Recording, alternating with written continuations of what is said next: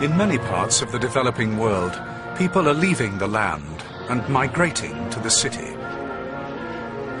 They come to escape the poverty of the countryside and carve out a better life. But the dream of prosperity is often elusive. Many people lack even the most basic opportunities. Rural life may look idyllic, but for many, it's a constant struggle to survive. This world is full of calamities, full of disasters, full of poverty. It is more than 2/3 of the world are very poor. We should thank God that we are rich enough to support ourselves, and part of that we should contribute.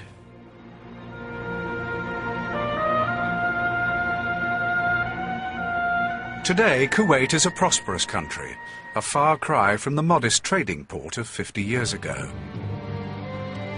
In those days, Kuwait was in much the same condition as many poor countries today.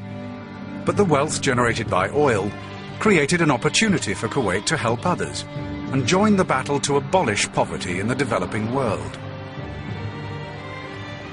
In 1961, the government founded the Kuwait Fund for Arab Economic Development. The fund is now active in nearly 100 countries and has made commitments in excess of $10 billion to over 600 development projects. The Director General is Badr al-Humaidi.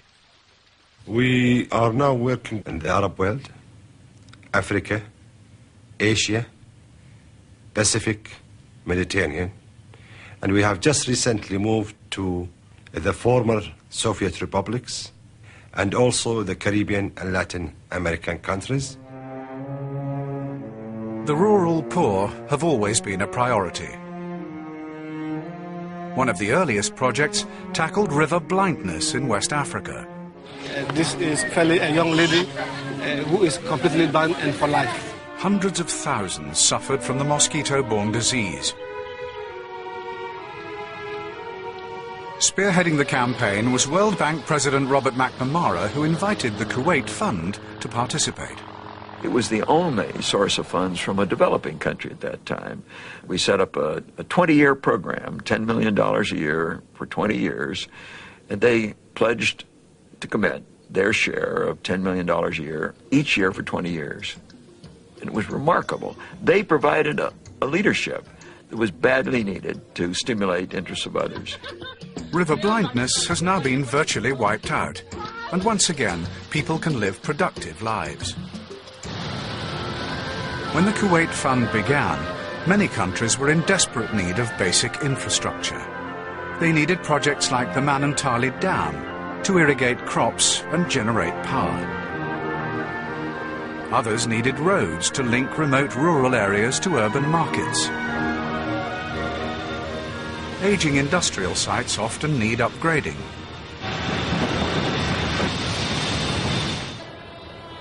When Zimbabwe gained independence, the fund provided 60 new locomotives. When China first began to look for external aid, surprisingly, it turned to Kuwait. To date, there have been 24 fund loans here, and they come with no strings attached. They don't have to buy goods or services from Kuwait in order to benefit from the Kuwait Fund loans. They can have an international bidding, so they can choose the best know-how, the best technology with the lowest price. In Damascus, the fund supported an ambitious project to replumb the entire city. The Syrian government was free to source raw materials from Brazil, Poland, and a dozen other countries. Frequently, the Kuwait Fund has provided a comprehensive development package. Here, in the Maldives, a new airport led to a surge in tourism, a vital source of foreign currency. The redesigning of traditional boats has enabled fishermen to increase their tuna catch. New freezer vessels mean that the Maldive Islanders can get their fish to international markets. Nearby, in Sri Lanka, the fund responded to the complex requirements of a resettlement scheme. Hospitals, schools, roads and irrigation ditches have all helped to create a new and thriving rural community. We are a flexible organization, adapting our own policy and rules according to the environment and the requirements of the developing countries. Ultimately, whatever the project and wherever it is, the Kuwait Fund is committed to alleviating poverty and to creating a world of opportunity and hope.